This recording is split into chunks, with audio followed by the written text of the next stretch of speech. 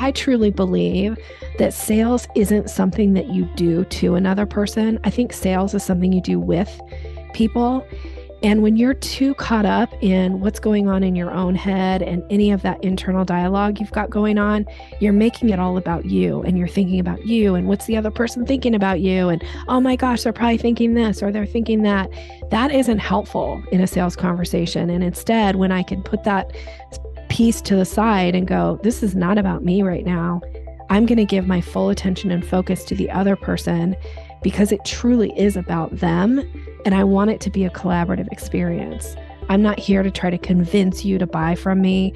I'm not here to try to maneuver you to, make some decision that isn't really in your best interest. I'm here to create rapport, find out if you have a need. And if you have a need that I have a solution that meets that need, I'm going to ask your permission to put it in front of you. And if you say yes, then I'm going to put an offer in front of you that will meet your need. And then I'm going to let you decide whether or not you want to hire me. And that is the sales process, and it becomes collaborative.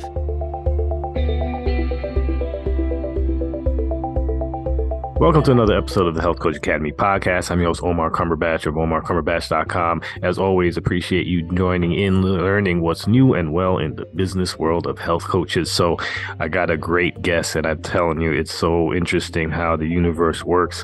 I'm always getting guests who support basically the craziness that I'm going through at the moment. And today's guest, Nikki Rausch, is that person who I need right now in my life. And she is known as the sales maven, and everyone knows I have my course out and I'm trying to sell. So she is what a beautiful gift to come across her at this point where I'm trying to get some sales for my podcast creation course. So Nikki joins the show and just drops a whole bunch of different truth bombs about the sales process and how we can really get busy selling and really getting in front of clients and helping people. That's really what it comes down to at the end of the day for us health coaches. So always, I want to just take care of some housekeeping. Please leave a rating and review on iTunes. It helps a whole lot for my ability to keep getting amazing guests like Nikki Rausch. So let's jump into the show. Hey, Nikki, welcome to the show. How are you today? I'm fantastic. Thanks for having me on. I'm so excited to have this conversation with you. Oh, listen, I'm excited to talk about sales. It's such an integral part of everything everybody does. Like if you want to make it anywhere, you got to know sales. So I'm really excited to share you with my audience. Thank you. Yes, I totally agree. Sales is like the backbone. It's the foundation of your business. Yeah. So how did you become the sales maven? Well, I have over 25 years of sales experience. Most of my background in sales is in a corporate sales position, regional, sales manager, managing a huge territory, closing multi-million-dollar deals. I worked in the tech space, so I came from technology. And while I was kind of earning my chops, being the traveling road warrior salesperson, I also started studying neuro-linguistic programming. I don't know if that's a new term to you or maybe somebody in the audience, but it's essentially the study of communication. Mm-hmm. And I started studying it because I thought, it'll improve my selling skills, which it definitely did. It also helped me just learn how to be a much better communicator.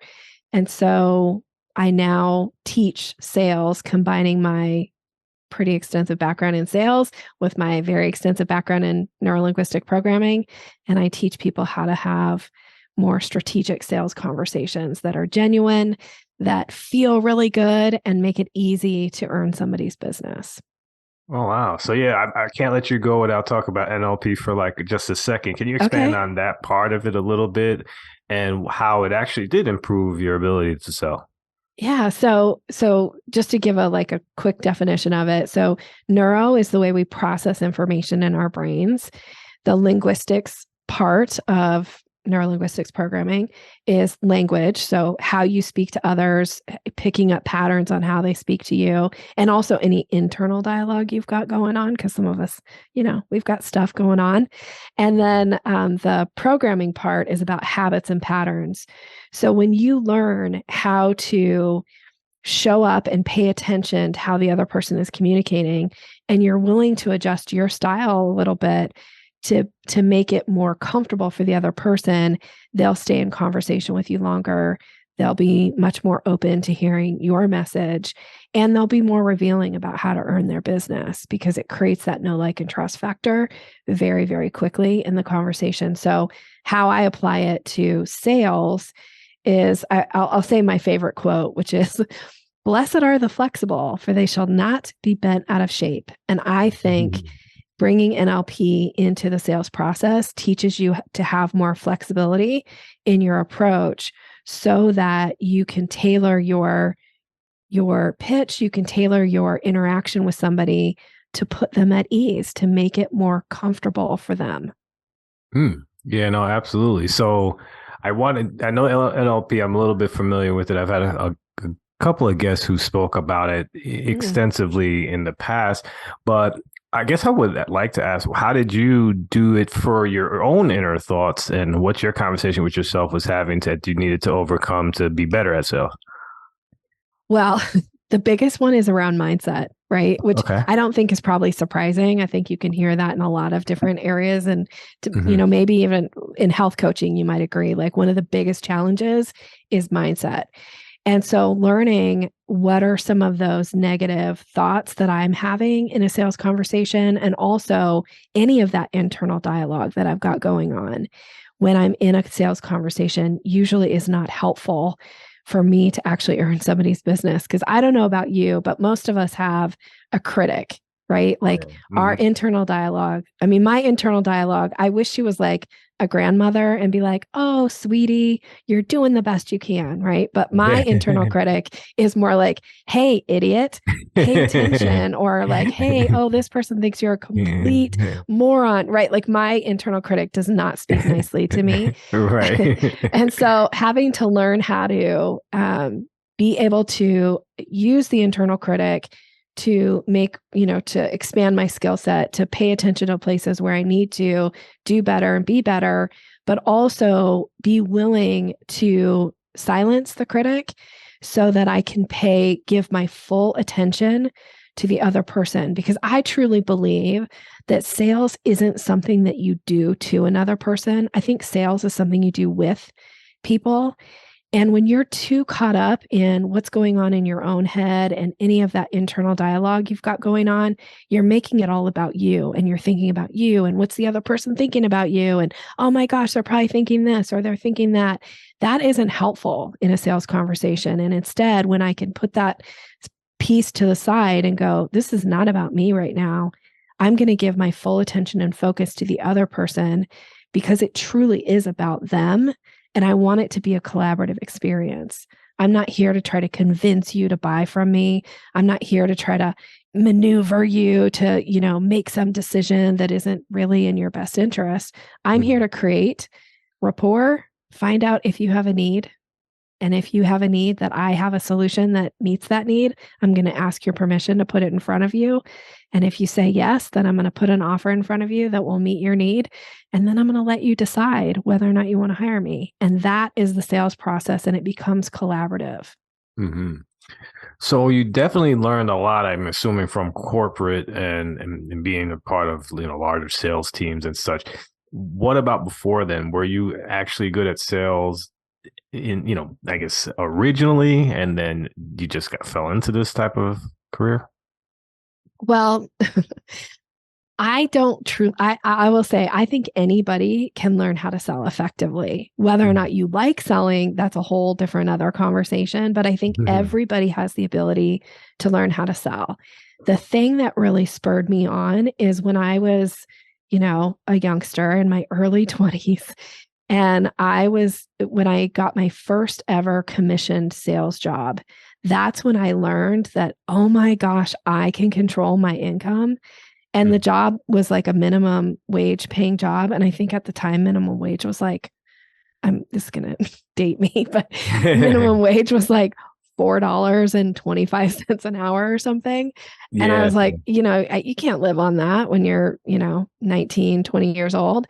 And I got this job where I could double and triple my hourly wage just by learning how to have better conversations with people and learning how to sell. And so that really is what spurred me on to move into the corporate world, because I wanted to be able to control my own income.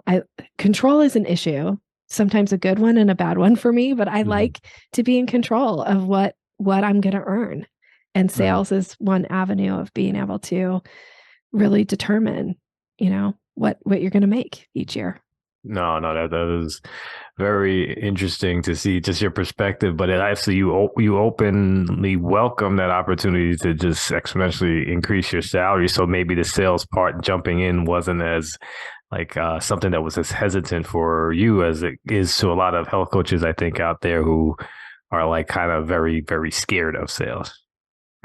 Well, I think a lot of the reason that people are scared of sales is because they've been on the receiving end of somebody who has done it poorly, somebody who has acted like, my job is to convince you, my job is to, shame you into buying.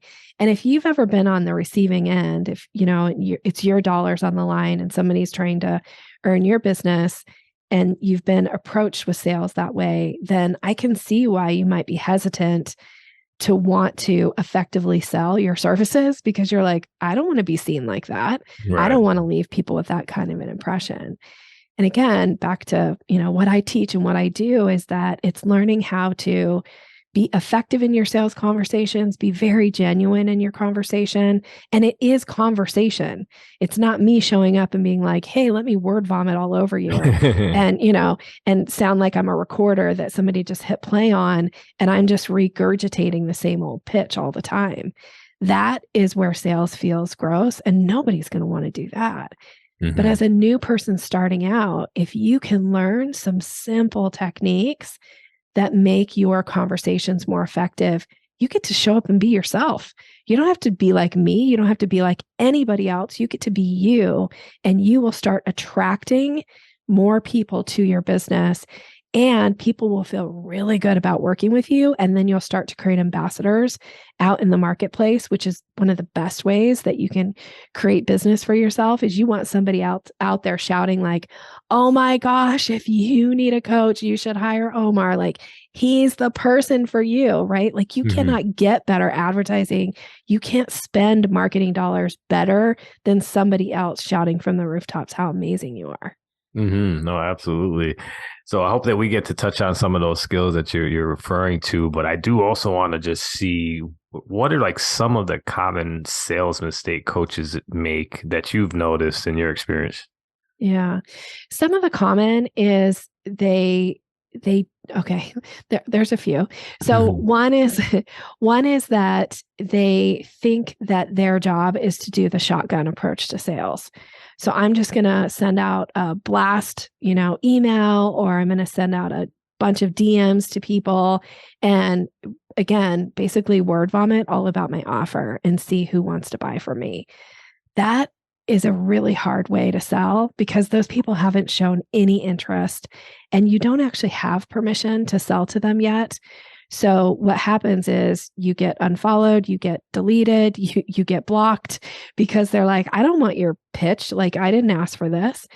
So I think that's a huge mistake. I think people often think it's got to be this shotgun approach to sales when it doesn't. What you need to do is create some relationships and open some doors, ask permission to put offers in front of people, get them saying yes, and then they're going to be open to hearing what it is that you have to offer. That's one. The other mistake is that, kind of on the flip side of this, is that coaches are out there and they're like, well, I've built this beautiful website. I know I'm really, really good at what I do, but you're like the best kept secret because you don't know how to create any curiosity. You don't know how to talk about your offer. You don't know how to draw people in to open that conversation. And so therefore you're sitting around waiting, going like, why is nobody buying from me? Well, nobody's buying from you because they don't know what you do. You haven't created any interest. You haven't created any curiosity. Therefore, there's no conversations happening. And then I'll give you one more. And the last one, and again, there's many, but I'm just going to give you three. But the last big mistake that people make is they don't actually ask for the business. They get to the end of their pitch. They get to the end of like a natural like end to a conversation, and they never issue that invitation, and they think, oh, well, if the person wants to buy from me, they'll let me know. No, they will not, because our brains are lazy and we have decision fatigue. And if you don't put a simple decision in front of somebody in the form of an invitation, chances are they won't hire you. And it's not because they don't need you. It's not because they won't benefit from your program. It's because they don't know what to do next. Your job is always to guide and make it super easy for people to know what the next step is, and they get to decide whether or not they want to take it. But if you're just assuming that they know what to do next, you're leaving money on the table. Mm-hmm. Yeah, I saw that on your website, you talk a lot about leaving money on the table. Mm-hmm. And can you just jump into that perspective as well? Because I think that a lot of health coaches do. And one of the main reasons is just like you mentioned, is just not asking for the sale. What other ways have you noticed health coaches and coaches in general just leaving money on the table? Well, so there's definitely the not issuing the invitation. So I'll give you an example. It's like, let's say that you and I have this great conversation. You've shown some interest in my coaching program. And I say, well, I'll send you some information, like look it over and let me know. No, that you just completely like left the ball in their court. And if you leave the ball in their court, they're probably not going to do anything. Chances are they won't even look over your program. But what I want you to say instead is, it sounds like, based on our conversation, this coaching program is the right solution for you. Can I tell you a little bit about it? They say yes. Or maybe they say, well, send me the information. I don't ever just send people information. I would say, great, I'll send that over to you. Let's schedule a circle back call to review it, answer any questions that you have, talk about next steps for working together. Can we get something on our calendars for, 2 days from now? And then I'm actually going to schedule a call with you on your calendar and on mine for us to have a circle back conversation. Because otherwise, I'm just spinning my wheels going like, should I email him? Should I call him? Have I given it enough time? That's a huge energy suck. It's not good for you. So you have to have that next step scheduled. The other thing that I think from a leaving money on the table is, one of the mistakes that coaches often make is they will have somebody do the one thing with them, but they don't tell them what the next thing is. They don't prep them for it. And so then the person's like, oh, well, I hired Nikki. I did this one thing with her, and then, okay, but now what do I do? Well, that's my job to make sure you know what your possible next step is for us to continue to work together. So that's another place where I think people leave a lot of money on the table. You got to increase the lifetime value of your existing clients. And one of the ways to do that is to make sure they know what the next logical step is in their progression with you. Okay. Yeah, that makes a lot of sense. So I know that you do work with so many different people on the actual steps of this effective sales process. Can you just give us a little brief overview of what that actually looks like? Yeah, so I have a signature framework. It's the 5-step process to a sales conversation. I call it the selling staircase. I wrote my third book around this. And the 5 steps of an effective conversation, a sales conversation. Step 1 is introduction. And the objective there is to make a powerful first impression. That can happen on your website. That can happen on social media. That can also happen when you're meeting somebody for the first time. Step 2 in the progression on the steps are create curiosity. This is the most missed step, by the way, in the selling process. Most people don't know how to create curiosity when they're talking about their business, or they don't know how to direct a conversation so that they're able to even bring up their business. So I teach creating curiosity. And once you create curiosity with somebody, the next thing that happens is they start to give you what's known as buying signals. This is what my second book is about. It's all about buying signals.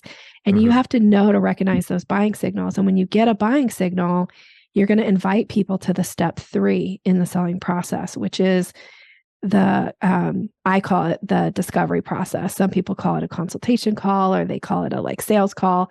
I don't care what you call it, but it's a discovery. And the objective of the discovery is to find out, what's going on for this person. What's their biggest struggle? What's their need? What's their want? And then based on being strategic in the questions that you ask, you're helping them start to self-identify that you have a possible solution for them. And once we get through the discovery, we move to step 4 in the selling staircase, which is the proposal. This is where I'm laying out, with their permission, ways for us to work together, like possible solutions to meet their need, solve their problem. And then step 5 in the selling staircase is the close. This is the second most missed step in the process. This is where you're actually issuing that close language, which would be an example of close language. Based on this offer, is this something that you'd like to move forward with? And then you zip it and you wait and see what they say next. Right. So I think that's definitely one of the places where a lot of people have issues, like you had mentioned. So I think one of them possibly is, and if we're looking underneath the hood, if we like, it's those of us who fear like being rejected of our offer. Do you have any ways that can assist in getting that out of our heads? Yeah. So I'll give you an analogy. You tell me if this resonates or not. So most people think that getting a no from somebody is personal rejection. And I actually had somebody one time say to me, like, you know what you're so good at about sales, Nikki? And I love a compliment. So I thought a compliment was coming. And I was like, oh, what? Tell me, what do you think I'm good at? She's like, you're so good at rejection. And I was like, what? Hold the presses. Like, what are you talking about? I am not good at rejection. She's like, when people tell you no, it's rejection. I'm like, oh, no. I was like, imagine going out and having a really delicious meal at a restaurant. And it's so satisfying and you're nice and full. And at the end of the meal, the waiter comes by and says, can I show you our dessert menu tonight? We have some amazing things on there, brand new from the chef. And you think, gosh, I like dessert, but I'm just so full. So you say to the waiter, I'm going to pass, but thank you so much. It was a great meal. Just bring the check. The waiter doesn't go back into the kitchen and go, can you believe that broad? I offered her dessert and she rejected me. Right. Yeah. And so if you're thinking about sales as if your job is to always make sure, and I think with health coaches, maybe this analogy might be a good one or a bad one, but you don't always need dessert. Right. So right. The thing about it is it's not rejection. Sometimes a no is just a not yet, and that's okay. But what we're looking to do in our sales conversations is identify, are we talking to somebody who's an ideal client? And an ideal client, by the way, is 100% somebody who will pay you money for your services. You cannot say to me that somebody is an ideal client if they're not willing to pay for your services. So we have to identify, are we even talking to ideal clients? And if we're not talking to an ideal client, we're going to bless and release them. Because sometimes, you can say no to somebody just as much as they can say no to you. You don't have to take on every client. That's the beautiful thing about being the kind of coach that you are and having your own business. You get to decide too. This is the power dynamic is there needs to be a balance of power. So we're going to learn how to bless and release people. And we're also going to not take it personally if somebody declines because it's not the right fit right now. That's okay. We're going to move on and find the people who are the right fit for our offer. Yeah, I think that's a really, really great point, especially because I think one of the other things that we get caught up into is like being coaches, we're tied to like the results of our clients, for better or worse. Like we might think it's our responsibility that they do X, Y, Z, but sometimes it's just a matter of if we force the issue and take on clients who are not ideal for us and somehow weave them into our web and we don't get the results, we can't blame ourselves on that either, so it's actually a double-edged sword right there. That I'm glad that you brought that part up when it's not just about you. Yeah, and it's hard because I want my clients to get huge results too, but one of the things that I say all the time, and I talk about this on my own podcast. I talk about it on other people's podcasts. I say it all the time when I'm coaching. I always say implementers get results. And that's my way to remind myself, partly, that it's not always up to me because what I teach works.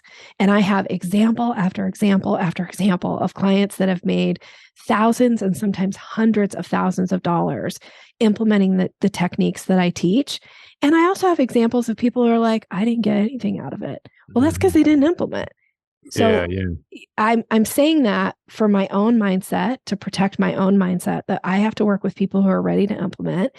And also, I'm saying it to remind my clients, you have some responsibility here too, right? Like you can go hire a health coach and then only eat fast food, drive through and Right. and then tell your coach like your stuff doesn't work. Well, that's not really an accurate statement, is it?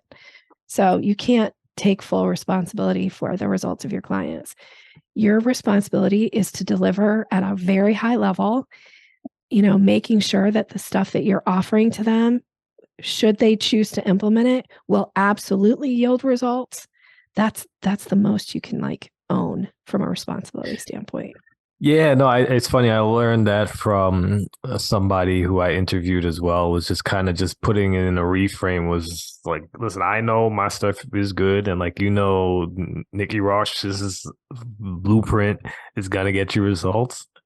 If, like you said, implemented and followed, it's not on you at that point. It's up to the person to take it and actually do what they have to do with it. But your plan is solid, and that's what we have to be comfortable in as well. Yeah, for sure. And So, I mean, if you get so caught up in somebody else's the piece that they're responsible for, in a way, you're kind of robbing them of having their own experience. And also, I mean, I love when my clients come back and pour love on me and be like, Nikki, you helped me and this is what happened. Like, I love those moments. But I also really value the moments of my clients that are like, look at my amazing business. Look at how my sales doubled, tripled, this year. And they're not out shouting from the rooftops necessarily. Like, it's because I hired Nikki Rausch, that's okay. Like, I still can take some pleasure. I take a ton amount of pleasure in knowing that my clients are doing really well. mm-hmm. So, you got to take the good with the bad too. Oh, absolutely. So one of the things that I've always found fascinating about these like these sales calls is when a coach or someone who's selling is really giving away the house on those 30-minute 15-minute calls. Mm-hmm. Can you talk about that terrible approach and why it's not the way to go? I'm so glad you asked me this. Thank you. Yes. Now, here's the thing. So I'm going to give you another analogy. Tell me if you like it or not. But you're an expert at what you do. You've invested a lot of time and energy and probably money to learn the skill set that you now have that you bring into your business. And all of these things are resources. And one of the mistakes that people often make is they're trying to prove themselves to the prospective client. They're trying to prove, like, look how good I am. Look how much my stuff is going to help you. But if you go into that conversation in like what I call convince mode, a lot of times people will be like, nah, not that interested. Or you'll give them this piece of advice that's to you might be something super simple. Because I always say, like, imagine your resources, they live behind you, right? It's behind the paywall is where all of your beautiful resources live, all your expertise. And imagine it's like a big, beautiful beach, like filled with like the most beautiful sand you can ever imagine. And every grain of sand is some expertise or resource that you bring into your coaching opportunities with a client. Mm-hmm. So you're on a call with a prospective client and you go like, I'm just going to give them this grain of sand because I know behind me, I've got all these other resources that are going to really rock their world. But they don't know what you know. They don't know about the beach behind you, behind the paywall. Mm-hmm. They just see that grain of sand. They think that is the beach. And now they go, oh, well, gosh, you just gave me the beach. What do I need to hire you for? Right. But you then robbed them because you know that that's only one grain of sand. They need access to these other resources in order for them to really get sustainable long-term results. And that means they've got to pay money. So you shouldn't actually be giving away your expertise in a consultation call, in a discovery call. Your job is to ask really smart questions that lead the person to go, oh my gosh, you know something, or you've got a solution that I want. I can tell you know how to solve my problem without you actually solving their problem on the call. Because when people pay you money, they will pay attention, they will implement, and they will get results. When you give away your expertise for free in a one-on-one situation like that, a very tailored, coaching piece of advice to a prospective client, they think they don't need to pay you money now. And because they didn't pay you money for whatever piece of advice that you gave, which might be like the gold nugget of all gold nuggets, they won't do anything with it because they don't value it, because they didn't pay for it. Right. And then therefore they don't get results. The other little piece that I'll say about that is that, and I kind of alluded to this a little bit, but one of the things that we want is we want our clients to get exceptional results, right? Like I want my clients to have exceptional experience and results with me. I'm sure you want that with your clients. Everybody listening, you want that with your clients. The thing is that when people invest, they're not necessarily investing in you. They're investing in themselves. Mm-hmm. So when they get the results, they are going to feel really good about the fact that they made this big investment in themselves. So it's no longer about Omar. It's no longer about Nikki. It's about them going, look what I did for myself. And when people around them are going like, wow, look at you. Look what changed. Look how amazing things are in your life. And they're like, what did you do? They're sitting there going, I invested in myself. Mm-hmm. And that's the payoff for them. Right. No, and they got to pay you money to get that. Yeah, no, absolutely. I think that's why I brought it up, because I remember starting out having those horrendous calls, and like I said, and sometimes I was like, why would they hire me if I gave them all the advice crammed into as 30 minutes? They could take that and they're good to go. So I definitely appreciate that. But you did bring up something that just about the payment, and I know that you are a big fan of having a high end offer as an option. Why do you feel that way, and what does that actually look like? Well, I'm a fan of it for a few reasons. One is because having a really high-end offer makes all your other offers look very attractive. So I always say, think about what you really want to sell. Like, what is the main offer that you want to sell? And then create an offer that sits above it. It's called an anchor. And when you can do that, it makes it super simple for somebody to look at it and go, well, I don't need the full meal deal, but man, this middle tier, that looks pretty dang good. That's an easy yes. So it's a way to make easy yeses for yourself. But then the other thing is, like, only create those offers when you're like, you have to be willing to deliver and be happy if somebody buys it. So make sure that you want to deliver on it. And the thing is, again, it's about that person making that investment in themselves. Sometimes people want the full meal deal. They want the like exclusive access to you or whatever is in that top tier offer. That is where people will get some of the biggest results, not because you're necessarily teaching anything different there than you're teaching in your group coaching program or whatever that offer is, but it's because, again, they make this big investment. I can say this from now, I'm headed into my 10th year in business. And as my prices have gone up, the results that my clients get have increased substantially. It's because they're paying me more money for the same advice that when I first started out, I was charging little tiny bits of money for. I attract a different type of client. The client that I attract, they've got real skin in the game when they hire me, and they implement. And because they implement, they get big results. No, that's I'm glad that you brought that up too, because that's really, really important, because I think that a lot of people are scared to raise prices, scared to have a high ticket offer just because there's many reasons, but I think one of the things that you have showed is that it's very valuable to have that, because they can absolutely prove results because they just have, like you said, more skin in the game and they're in it to win it.